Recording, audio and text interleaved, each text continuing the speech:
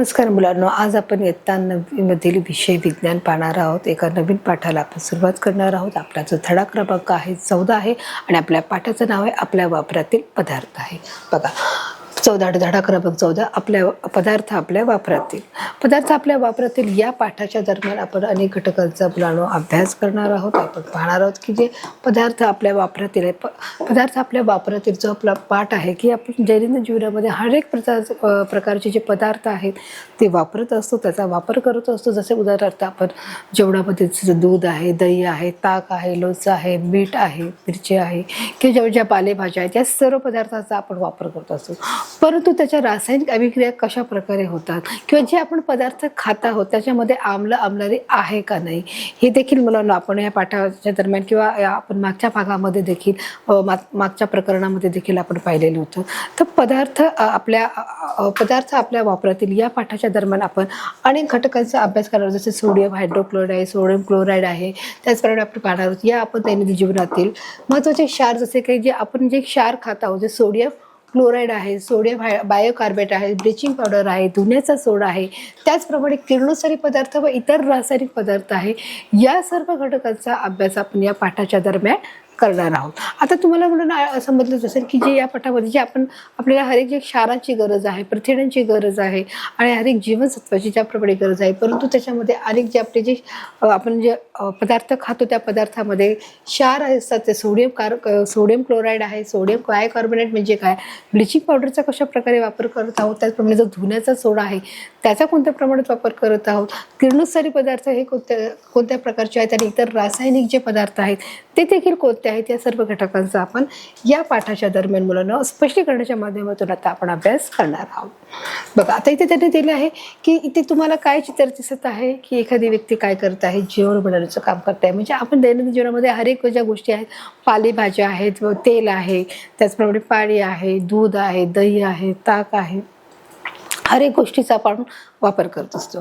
दैनंदिन जीवनामध्ये आपण विविध पदार्थाचा वापर करत असतो व या पदार्थाची माहिती उपयोग तसे यातील घटक निर्मिती याबद्दल आता आपण माहिती पाहू की आपण जे दैनंदिन जीवनामध्ये ज्या घटकांचा आपण वापर करत असतो त्या घटकाबद्दलची म्हणजे त्या पदार्थाची आपण माहिती बघणार आहोत, त्याचा उपयोग कशासाठी होते आणि त्यातील जे घटक आहेत ते कशा प्रकारे निर्मिती होत आहेत याबद्दलची आपण सविस्तररित्या चर्चा करणार आहोत. आणि या घटकामध्ये चित्रीकरणाच्या माध्यमातून ते अधिक समजून घेण्याचा प्रयत्न करणार आहोत की कशा प्रकारचा जो पदार्थ तो निर्माण होतो, तयार होतो.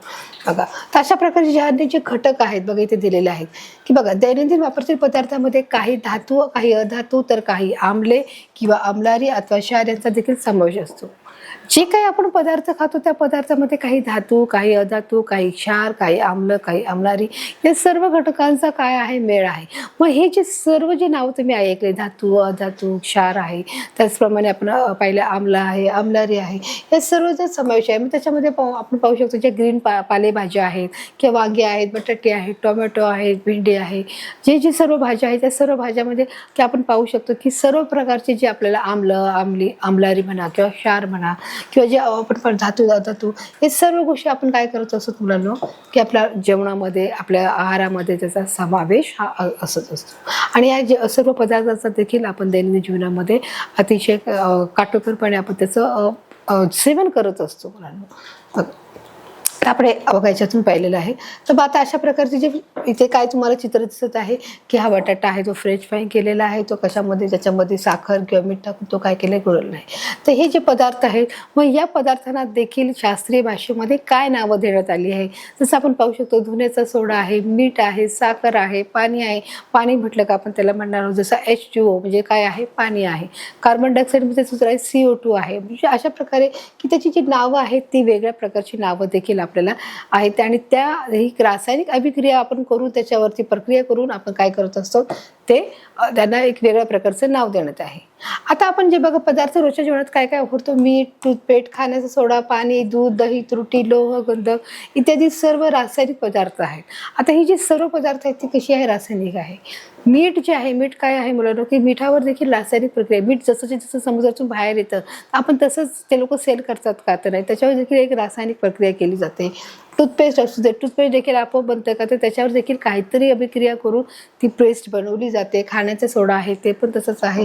पाणी आहे, पाणी शुद्धीकरण करून जलशुद्धीकरण करून केलं जातं. दूध, दही, तुरटी की याच्यामध्ये देखील एक शुद्धीकरणाची जी प्रक्रिया आहे आणि ती सर्व प्रक्रिया केली जाते म्हणजे सर्व रासायनिक पदार्थ बघा, जसं ते तेल आहे, पाणी आहे, दूध आहे, दही आहे, त्याचप्रमाणे खाण्याचा धुण्याचा सोडा आहे आणि हे जे सर्व गंधक आहे, काय आहे, गंधक आहे, इत्यादी सर्वांवर काय केले जाते, रासायनिक पदार्थ केले जाते. मग दैनंदिन जीवनातील महत्त्वाचे जे आपले क्षार आहेत ते कोणत्या प्रकारचे आहेत बघा, आता इथे दिले आहे की दैनंदिन क्षार म्हणजे काय. आता सर्वात पहिले की क्षार म्हणजे काय आहे, तर त्याच्याबद्दलची आपण आता थोडक्यात माहिती घेणार आहोत. क्षारचा अर्थ काय आहे की ज्या आयनिक संयुगामध्ये H+ आणि OH हे आयन नसतात. त्यांनी सांगितलं की ज्या रासायनिक संयुगामध्ये H+ व OH आयन नसतात, तसेच एकाच प्रकारचे धन किंवा ऋण आयन असतात, एकाच प्रकारचे धन आणि ऋण आयन असतात, त्यालाच काय म्हटले जात आहे, क्षार असे म्हटले जात आहे.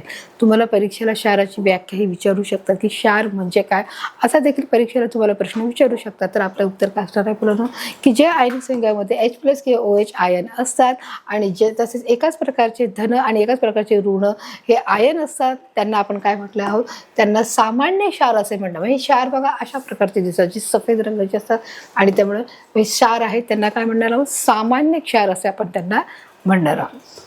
त्याच्यामध्ये जे आयन आहेत ते कसे आहेत, धन आणि ऋण हे आयन असतात.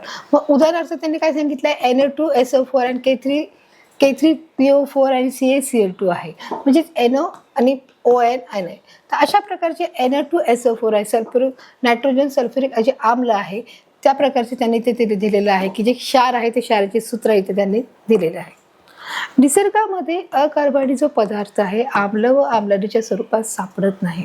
निसर्गामध्ये त्यांनी काय सांगितलं, जे म्हणजे कार्बनी पदार्थ नसलेले म्हणजेच काय आहे, ते अकार्बनीचे पदार्थ आहे, ते अकार्बनी पदार्थ आम्ल व आम्लनीच्या स्वरूपात सापडत नाही. जे अकार्बनी पदार्थ आहेत ते आम्लाने आम्लनीच्या स्वरूपात सापडत नाही, तर ते क्षाराच्या स्वरूपात सापडतात.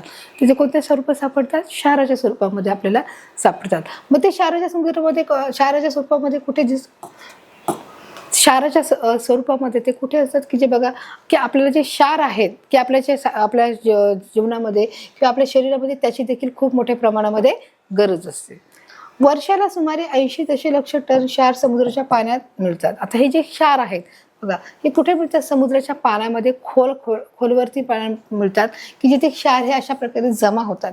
त्यांनी स्पेसिफिक सांगितले वर्षाला सुमारे 80 दशलक्ष टन हे क्षार काय आहे, समुद्राच्या पाण्यात मिसळतात आणि म्हणून समुद्राला क्षाराचा समुद्र किंवा स्तोत्र म्हणतात. स्तोत्र म्हणजे काय, की मिळण्याचे जे ठिकाण आहे त्याला आपण म्हणणार की जो क्षार आहे तो क्षार कुठे मिळत आहे, किती मिळत आहे, 80 दशलक्ष टन मिळत आहे. किती, वर्षाला किती मिळत आहे, 80 दशलक्ष. आणि त्याचप्रमाणे समुद्राचा हा कुठे मिळत आहे, समुद्राच्या पाण्यामध्ये ते मिसळले जातात आणि म्हणून समुद्राला क्षाराचं काय म्हटलं जात आहे, स्तोत्र म्हटलं जात आहे. की त्यामुळे समुद्रापासून आपल्याला अनेक प्रकारचे किंवा खूप मोठ्या प्रमाणामध्ये आपल्याला क्षार मिळत असतात.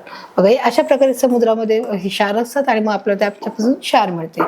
बघा समुद्र हा chlorine, sodium, magnesium, potassium, calcium, bromine व अशा विविध समुद्रद्रव्याचे अनेक क्षाराचा समुद्र आहे. की साहजिक होते की जो समुद्र आहे त्या समुद्रामध्ये अनेक जे मूलद्रव्य आहेत, हे वेगवेगळे जे घटक आहेत ते सर्व समुद्रामध्ये आपल्याला आढळून येतात. मग समुद्रामध्ये कोणकोणते मूलद्रव्य जे आहेत ते घटक आहेत बघा, आपण पाहू शकतो. त्याच्यामध्ये काय आहे, क्लोरीन आहे, सोडियम आहे, मॅग्नेशियम आहे, इथे चित्रामध्ये तुम्हाला दिसत आहे मॅग्नेशियम आहे, पोटॅशियम आहे, कॅल्शियम आहे आणि ब्रोमीन आहे. बघा अशी तुम्हाला 6 तुम्हाला यादी दिलेली आहे. Chlorine, sodium, magnesium, potassium, chlorine, bromine, त्याचप्रमाणे ते पोटॅशियम, कॅल्शियम आणि हे ब्रोमीन आहे. तर अशा प्रकारे ही जी सर्व सूत्र आहे ही अशी विविध मूलद्रव्याची अनेक क्षाराची जे सूत्र आहे ते समुद्रामध्ये काय आहेत, समृद्ध सूत्र आहेत. समुद्रामध्ये ते असे उपलब्ध आहेत, स्थित आहेत. जेव्हा क्षाराच्या pH 7 असतो तेव्हा तो क्षार उदासीन असतो. तो तीव्र आम्ल व तीव्र आम्लरीपासून हा तयार होत असतो. तीव्र आम्ल आणि आम्लरीपासून हा क्षार तयार होत असतो. त्याचा साम्य किती आहे, 7 असतो, तेव्हा तो क्षार उदासीन असतो आणि तीव्र आम्ल आम्लरीपेक्षा तयार होतो.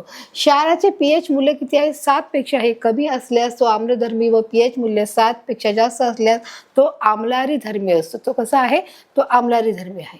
आता आपण पाहणार आहोत सोडियम क्लोराईड. सोडियम क्लोराईड कसा आहे बघा, पाहणार आहोत की जे आपण मीठ खातो त्याला जे रासायनिक जे नाव आहे सोडियम क्लोराईड आहे. अन्नाला खारट चव देणारे मीठ हा सर्वाधिक वापराचा जो क्षार आहे.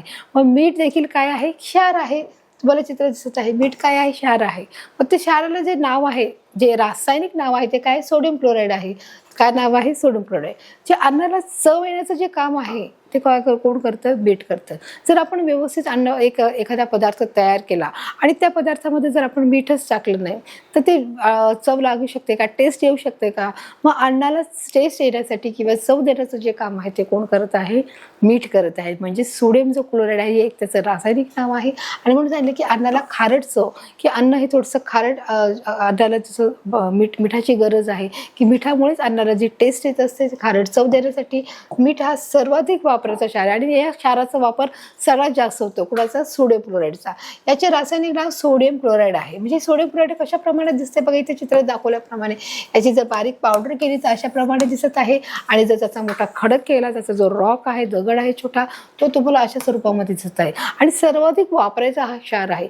प्रत्येक क्षार हा कमी जास्त प्रमाणात वापरला जातो, परंतु जो मीठ म्हणजे सोडियम जो क्लोराईड आहे तो हा आपल्या अन्न पदार्थामध्ये सर्वात जास्त वापरला गेलेला हा एक पदार्थ आहे. आणि त्याचं रासायनिक नाव सोडियम क्लोराईड आहे, हे आपण लक्षात ठेवणं गरजेचं आहे. आणि त्याने सोडियम हायड्रॉक्साईड व हायड्रोक्लोरिक आम्ल याच्या उदासीनीकरण अभिक्रियेने सोडियम क्लोराईड तयार होतो. आता सोडियम क्लोराईड कसा तयार होतो, त्यांनी इथे बघा स्पेसिफिक दिलेलं आहे आपल्याला. इथे दिलं आहे सोडियम हायड्रॉक्साईड व हायड्रोक्लोरिक आम्ल याच्या उदासीनीकरण अभिक्रियेने काय बनत आहे, सोडियम क्लोराईड.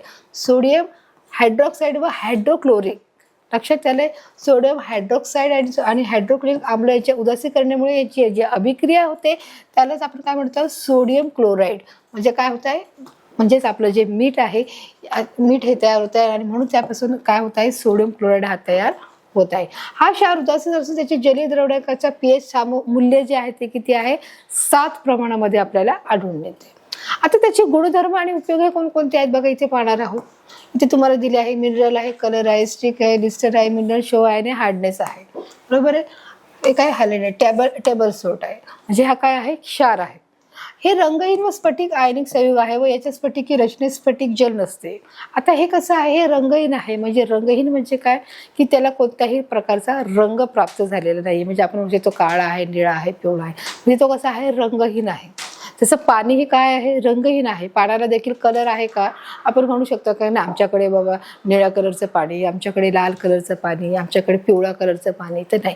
पाणी देखील काय आहे, रंगहीन आहे. पाण्याला देखील रंग, वास, चव असते. त्याचप्रमाणे बघा इथे त्यांनी दिलेलं आहे की इथे जो मीठ आहे, हा जो सोडियम कार्बोनेट आहे तो देखील काय आहे, रंगहीन आहे. तो स्फटिकी आयनिक आहे. म्हणजे तो थोडा चकाकी देणारा आहे. त्याच्या स्फटिकी रचनेत देखील, पण त्याच्या स्फटिकी रचनेमध्ये काय आहे, स्फटिक जल नसते. हा आपला पहिला गुणधर्म आपण इथे पाहतो. त्याच्यामध्ये काही नाही, स्फटिक रचने नाहीये. त्याशिवाय दुसरा आहे, हा उदासीन क्षार हा चवीला खारट आहे. हा उदासीन आहे आणि याची जर टेस्ट घेतली तर आपण जर मीठ घेतलं आणि जर टेस्ट केलं तर तो कसा आहे, खारट आहे. हे देखील आपल्याला माहिती आहे, त्यामुळे वेगळं अधिक सांगायची गरज नाही. याचा उपयोग Na2CO3 आणि NaSCO3 या क्षाराच्या निर्मितीत होतो. आता म्हणजे याचा अर्थ काय आहे बघा, इथे त्यांनी दिले की याचा जो उपयोग आहे तो कशासाठी होतो आहे, Na2CO3 आणि NaHCO3 म्हणजे काय, सोडियम कार्बोनेट आणि सोडियम बायोकार्बोनेट. Na2CO3 म्हणजे काय आहे, सोडियम कार्बोनेट आणि NaHCO3 सोडियम बायोकार्बोनेट या क्षाराच्या निर्मितीसाठी या क्षाराचा उपयोग होत आहे. बरोबर. बघा आता सोडियम क्लोराईड, आता त्यांनी दिलं आहे सोडियम क्लोराईडच्या सतृप्त जलीय द्रावणातून ब्रायन विद्युत प्रवाह जाऊ दिल्यास त्याचे अपघटन होते व ऋणाग्राजवळ हायड्रोजन वायू तयार होतो. त्याच्या सतृप्त जलीय द्रावणातून ब्रायन विद्युत प्रवाह जाऊ दिल्यास त्याचे अपघटन होते व ऋणाग्राजवळ हायड्रोजन वायू तयार होतो. तर धनाग्राजवळ क्लोरीन वायू आहे तो मुक्त होतो. या पद्धतीने घटामध्ये NaOH हे महत्वाचे आम्लरी अशा प्रकारे तयार होते. NaOH आम्लरी तयार होते. म्हणजेच काय होतंय की आता इथे दिले आहे 2NaCl प्लस काय आहे 2H2O, म्हणजेच काय होते 2NaOH plus Cl2 plus H2O. म्हणजे तिथे काय दिलेलं आहे बघा. आता याचे जे सूत्र आहे ते कसे आहेत की 2NaCl म्हणजे काय, सोडियम क्लोराईड प्लस 2H2O म्हणजे हायड्रोजनचे 2 रेणू आहे. त्याचप्रमाणे 2NaOH म्हणजे काय, सोडियम हायड्रो, हे जे समीकरण आहे ते कसं आहे, सोडियम क्लोराईड आहे, पाण्याचे 2 रेणू आहेत, त्याकडे सोडियम हायड्रोक्लोराईड आहे, क्लोरीन आहे आणि H2O म्हणजे हायड्रोजन आहे. तर अशा प्रकारे ही संज्ञा इथे दिलेली आहे. ही देखील आपण याच्यामध्ये पाहिलेली आहे की 2Na सोडियम क्लोराईड आहे, पाण्याचे 2 रेणू आहे, सोडियम हायड्रोक्लोराईड आहे, क्लोरीन आहे आणि हायड्रोजन आहे. नेक्स्ट आहे 5वं उच्च तापमानास मीठ तापवले असतं ते वितळते, त्यास मिठाची समतील अवस्था म्हणतात. मिठाला तापवलं गेल्यास काय होतं, ते वितळते. मीठ काय होत आहे, ते मेल्ट होत आहे, म्हणजे त्यास मिठाची समलितता म्हणजे द्रवरूप तयार होत आहे. 6वं आहे संमिलित मिठाचे विद्युत अपघटन केले असता धनाग्रजवळ क्लोरीन वायू तर ऋणाग्रजवळ द्रवरूप सोडियम धातू हा काय होत आहे, मुक्त होत आहे. तर अशा प्रकारे ज्या रासायनिक अभिक्रिया हा धन आणि ऋणाग्रजवळ द्रवरूप वायू काय होत आहे, मुक्त होत आहे. तर सोडियम बायकार्बोनेट म्हणजे खाण्याचा सोडा म्हणजे NaHCO3 म्हणजे काय आहे, सोडियम बायकार्बोनेट म्हणजे जो खाण्याचा सोडा आहे.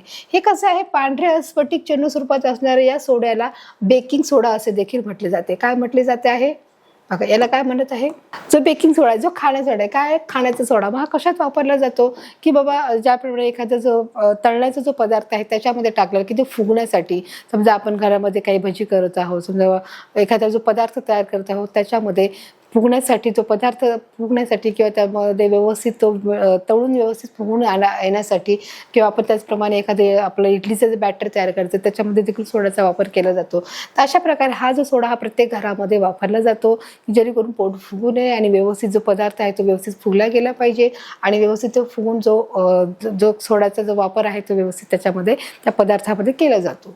मग हा जो सोडा आहे तो कसा आहे, सफेद रंगाचा आपल्याला दिसत असतो.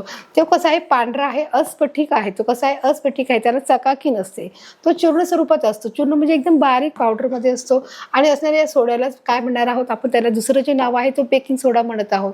त्याचे रासायनिक नाव सोडियम हायड्रोजन कार्बोनेट किंवा सोडियम बायोकार्बोनेट असे असून त्याचे रेणुसूत्र NaCO3 आहे. सोडियम बायोकार्बोनेटचं काय आहे, रेणुसूत्र जे त्याने दिलं आहे NaHCO3 हे आपलं काय आहे, त्याचं रेणुसूत्र देखील दिले आहे. सोडियम बायोकार्बोनेट बघा इथे तुम्हाला दिलेलं आहे आणि त्याचं रेणुसूत्र देखील याच्यात दिलेलं आहे.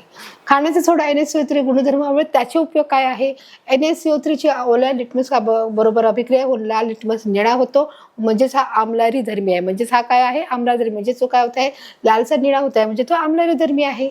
याचा उपयोग केक ढोकळा बनवण्यासाठी होतो. जसं मी तुम्हाला सांगितलं की एखादं जे बॅटर तयार करण्यासाठी आहे, मग एखाद्या इडलीचं जे बॅटर आहे, समजा भज्याचं जे बॅटर आहे, ढोकळा आहे, केक आहे, आणि या सर्व गोष्टीमध्ये देखील त्याचा बनवण्यासाठी या बेकिंग सोडाचा वापर होतो. तिसरं म्हणजे आम्लारी धर्मी असल्यामुळे याचा उपयोग पोटातील आम्लता कमी करण्यासाठी, म्हणजे आपल्या पोटामध्ये जर जास्त पित्त वाढलं असेल, जास्त त्रास होत असेल तर आपण देखील सोडा घेतल्यामुळे अपचन झालं असेल, डायजेस्ट झालं असेल, त्याच्यामुळे देखील त्याचा उपयोग होतो. चौथा आहे अग्निशामक यंत्रातील मुख्य घटक CO2 तयार करण्यासाठी वापरतात. तर अग्निशामक यंत्रातील जो मुख्य घटक आहे म्हणजे जो CO2 म्हणजे काय आहे, कार्बन डायऑक्साईड वायू आहे. कार्बन डायऑक्साईड तयार करण्यासाठी देखील आपल्याला सोड्याचा वापर करावा लागत आहे, म्हणजे जो आपला आहे बेकिंग सोडा आहे. 5वा आहे ओव्हन स्वच्छ करण्यासाठी बेकिंग सोड्याचा वापर करतात आणि जे ओव्हन आहे ते बेकिंग सोड्याने स्वच्छ केलं जातं. आता त्यांनी सांगितले ब्लिचिंग पावडर म्हणजे विरंजन चूर्ण ClO म्हणजे कॅल्शियम ऑक्सोक्लोराईड आहे. आता हे ब्लिचिंग पावडर आहे त्याचा देखील वापर कशामध्ये करतात, मग हे देखील पातळ स्वरूपाचं हे एक देखील चूर्ण स्वरूपाचं आणि एक पांढऱ्या कलरची हे जे पावडर आहे की ज्याचा देखील वापर मुंग्या किंवा झुरळे किंवा जी कीटकनाशक आहेत की ते त्यांचा फैलाव होऊ नये, त्याचा प्रसार होऊ नये, त्यासाठी देखील त्याचा वापर केला जातो. एखाद्या रंगीत कपड्यावर विरंजक चूर्णाचे स्वरूप दावण टाकल्यास थोड्या वेळाने त्याचा रंग बदलतो किंवा पावसाळ्यात नळाच्या पाण्यास विशिष्ट असा उग्र वास येतो. मग आता ब्लिचिंग पावडर देखील त्याच्यामध्ये बघा टाकली जाते की एखाद्या रंगीत कपड्यावर विरंजक एखादा डाग पडला गेला असेल तर द्रावण टाकला थोड्या वेळाने त्याचा रंग बदलला जातो आणि मग ते पाण्यात टाकल्यावर त्याचा काय होतो, रंग बदलण्याचं काम होतं. आणि किंवा पावसाळ्यात नळाच्या पाण्याला जो विशिष्ट जो अशा प्रकारे जो उग्र वास येतो बघा, अशा प्रकारे जर आपण पाणी पिलं तर त्याचे ब्लिचिंग पावडर टाकली आहे त्याच्यामुळे काय होत आहे, पाण्याला उग्र वास येत आहे. पाण्यामधील जंतूचा नाश करण्यासाठी, जे पाणी आहे त्या पाण्यामधील जंतूचा नाश करण्यासाठी, कारण जे पाण्याचा जर वास येत असेल तर पाण्यातील जंतू मारण्यासाठी देखील आपल्याला याचा उपयोग होतो. वापरलेला क्लोरीन वायूचा हा वास असतो. क्लोरीन वायू कपड्याचे विरंजन तर पाण्याचे ऑक्सिडीकरण असल्याने शुद्धीकरण येते. आता जे त्याचा उपयोग काय आहे, क्लोरीन जो वायू आहे तो कपड्याचे काय करतो, विरंजन करण्यासाठी, म्हणजे ते गाळून घेण्यासाठी, पाण्याचे ऑक्सिडीकरण असल्याने शुद्धीकरण करण्याच्या कार्यासाठी देखील आपल्याला या ब्लिचिंग पावडरचा मोठ्या प्रमाणामध्ये आपल्याला उपयोग होत आहे. तर अशा प्रकारे आपण त्याचे उपयोग आपण ब्लिचिंग पावडरचे आपण पाहत आहोत, कशा प्रकारे त्याचा विरंजन करण्याचे आणि पाण्याचे ऑक्सिडीकरण शुद्ध करण्यासाठी उपयोग होत आहे. वायुरूप क्लोरीन हा सर्वसामान्य हाताळणीसाठी गैरसोयीचा आहे, म्हणजे हा आपण सर्वत्र आपण वापरू शकत नाही, हा म्हणजे व्यवस्थितरित्या हाताळणं गरजेचं आहे. त्याऐवजी तसाच परिणाम देणारे विरंजक चूर्ण वापरले जाते आणि त्याच वेळी जसे परिणाम करणारे जे विरंजक चूर्ण आहेत त्याचा देखील याच्यामध्ये वापर होतो. हवेतील कार्बन डायऑक्साईडमुळे विरंजक चूर्णाचे संतपणे विघटन होऊन क्लोरीन वायू मुक्त होतो. आता हा जो वायू आहे, जो हवेतील कार्बन डायऑक्साईडमुळे काय होत आहे, विरंजक चूर्णाचे म्हणजे हा जो चूर्ण आहे, या चूर्णाचं काय होत आहे, संतपणे क्लोरीन वायू हा मुक्त होतो. असं म्हणजे याच्या म्हणजे हळूहळू तो काय होतो, संपुष्टात येतो, तो नष्ट होतो आणि तो संपुष्टात आल्यानंतर तो क्लोरीन वायू हो त्याच्यामध्ये जो असतो, तो क्लोरीन वायू काय होत आहे, मुक्त होण्याचे ते काम याच्यामधून होत असते. तर अशा प्रकारे बघा त्यांनी दिले COOCl2 प्लस CO2 म्हणजे COCO3Cl2 म्हणजेच काय आहे, कार्बन डायऑक्साईड आहे आणि त्याचप्रमाणे ते कॅल्शियम ऑक्साईड आहे. मग अशा प्रकारे जी अभिक्रिया आहे, क्लोरीन आहे त्याची अभिक्रिया होत असते. विरी गेलेल्या चुन्याचे क्लोरीन वायूबरोबर अभिक्रिया झाल्यास विरंजक काय मिळते, आपल्याला चूर्ण मिळते. त्यांनी सांगितलं की जे विरी गेलेले म्हणजे जे संपुष्टात आले, जे नष्ट झाले, म्हणून त्याच्यापासून काय मिळते, CaOH2O plus Cl2 plus CaCO2 plus H2O म्हणजे काय आहे, प्राणी. म्हणजे अशा प्रकारे त्याची जी अभिक्रिया झाल्यानंतर जो क्लोरीन वायू आहे तो मुक्त होत आहे. आता ब्लिचिंग पावडर गुणधर्म, त्याचे गुणधर्म उपयोग काय आहे, पहिला आहे विरंजक चूर्ण हा पिवळसर पांढऱ्या रंगाचा स्थायू पदार्थ आहे. जर बघा हा जो ब्लिचिंग पावडर आहे तो कसा आहे, पिवळसर असतो, तो पिवळसर पांढऱ्या रंगाचा म्हणजे थोडासा पिवळा आणि पांढऱ्या रंगाचा असतो. तो कसा आहे, स्थायू पदार्थामध्ये आढळतो म्हणजे आपण त्याला हातात घेऊ शकतो. त्याचे रासायनिक नाव कॅल्शियम ऑक्सॅलाइड आहे. बघा त्यांनी काय सांगितलं आहे, बघा विरंजक पिवळसर पांढऱ्या रंगाचा हा स्थायू पदार्थ आहे आणि त्याचे जे रासायनिक नाव आहे ते कॅल्शियम ऑक्सोक्लोराईड आहे. काय नाव आहे, ऑक्सिक्लोराईड आहे. त्याला मोठ्या प्रमाणात क्लोरीनचा वास येतो आणि त्याला कोणत्या रंगाचा वास येतो, क्लोरीनच्या सारखा त्याला वास येतो. जलशुद्धीकरणात पिण्याचे पाणी निर्जंतुक करणे तसेच जलतरण जलावातील पाण्याची निर्जंतुक करण्यासाठी देखील त्याचा उपयोग केला जातो. आता बघा ब्लिचिंग पावडर याचा उपयोग कोणत्या गोष्टीमध्ये केला जात आहे, जलशुद्धीकरणामध्ये केला जात आहे, पिण्याच्या पाण्याच्या निर्जंतुकीकरणासाठी केला जात आहे, तसेच जलतरण जलावातील पाण्याचे निर्जंतुकीकरण करण्यासाठी देखील, या सर्व गोष्टीसाठी देखील आपल्याला ब्लिचिंग पावडर याचा महत्त्वाचा आणि मोठा उपयोग आपल्याला याच्यामध्ये होत आहे. पाचवा आहे कपड्याचे विरंजक करण्यासाठी याचा उपयोग होत आहे, की कपडे एखादा डाग पडला आहे तर कपड्याचा डाग धुवून निघण्यासाठी देखील त्याचा वापर होतो. विरल सल्फ्युरिक ऍसिड व विरल हायड्रोक्लोरिक ऍसिड बरोबर विरंजक चूर्णाची ही जलद अभिक्रिया होऊन क्लोरीन वायू हा काय होत आहे, पूर्णपणे मुक्त होत आहे. म्हणजेच काय, COCl2 प्लस H2SO4 सल्फ्युरिक आम्ल आहे. त्याचप्रमाणे ते विरल सल्फ्युरिक ऍसिड व विरल हायड्रोक्लोरिक ऍसिड COSO4 Cl2 आणि H2 आहे. तर सल्फ्युरिक ऍसिड, क्लोरीन आणि H2O म्हणजे पाणी आहे. अशा प्रकारे त्याची अभिक्रिया होते. रस्त्याच्या कडेला तसेच कचऱ्याच्या जागेचे निर्जंतुकीकरण करण्यासाठी देखील याचा वापर केला जातो. आता त्यांनी सांगितलं जो उपयोग आहे तो रस्त्याच्या कडेला तसेच कचऱ्याच्या जागी, की जे रस्त्याच्या कडेला आणि ते कचऱ्याच्या जागी खूप प्रमाणामध्ये रोगजंतूचा फैलाव झालेला असतो, जे बारीक सूक्ष्म जीवाणू विषाणू यांची फैलाव झालेला असतो आणि त्या रोगजंतूचा प्रसार थांबवण्यासाठी या ब्लिचिंग पावडरचा इथे वापर केला जातो. आणि रस्त्याच्या कडेला असले किंवा ज्या ठिकाणी कचऱ्याचा जो ठीक आहे त्या ठिकाणी असल्यामुळे ती जागा निर्जंतुक करण्यासाठी किंवा ती जागा स्वच्छ करण्यासाठी देखील आपल्याला या ब्लिचिंग पावडरचा मोठ्या प्रमाणामध्ये आपल्याला उपयोग होतो. बघा आठवण दिली, कॅल्शियम हायक्लोराइडची कार्बन डायऑक्साईड बरोबर अभिक्रिया होऊन कॅल्शियम कार्बोनेट आणि क्लोरीन तयार होत असते. आता त्यांनी सांगितलं की कशा प्रकारची काय तयार होते, क्लोरीन कसं तयार होते, कॅल्शियम हायपोक्लोराइड आणि कार्बन डायऑक्साईड बरोबर अभिक्रिया होऊन कॅल्शियम कार्बोनेट आणि क्लोरीन हे अशा प्रकारे तयार होण्याची ही प्रक्रिया होत असते.